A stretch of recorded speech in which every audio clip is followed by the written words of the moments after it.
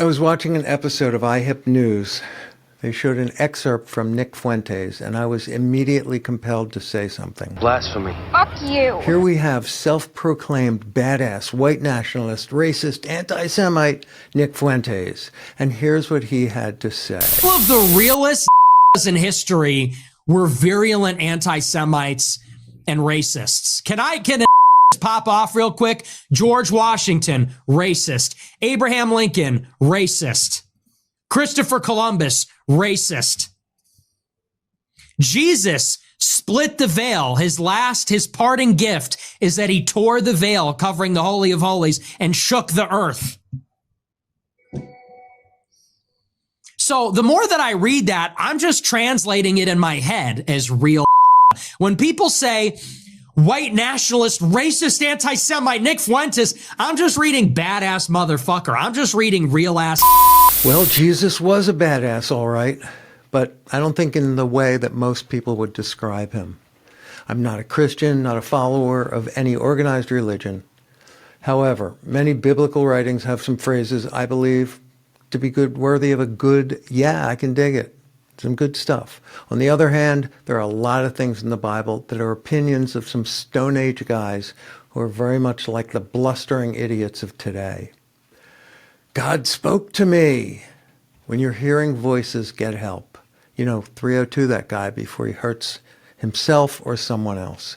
Quoting Fuentes, all of the realists in history were virulent anti-Semites and racists.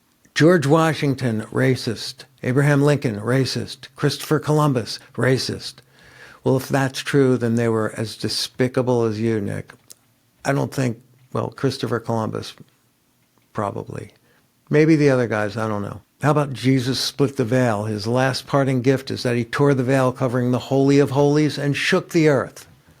I'm no biblical scholar, but I know one thing. All of these white Christian nationalists are not either. They pick and choose, distort, blaspheme their own dogma. Don't ever say you hate life. That's blasphemy. Fuck you.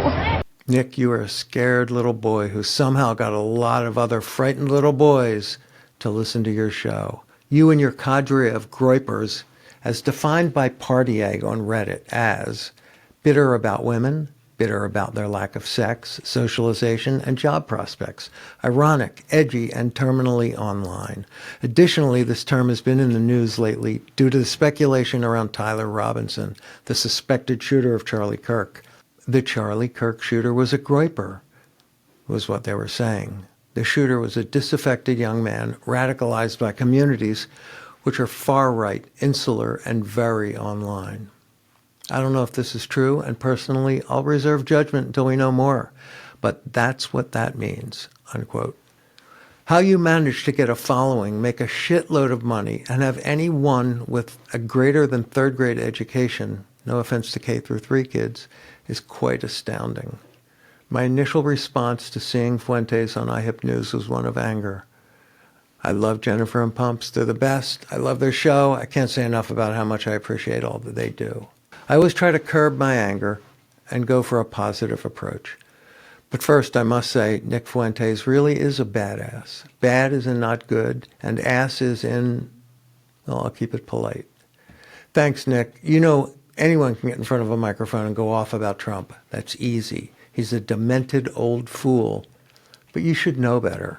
I abhor what you stand for, what you say, what you are. But I believe the only way forward is to reach out to the less fortunate and the needy.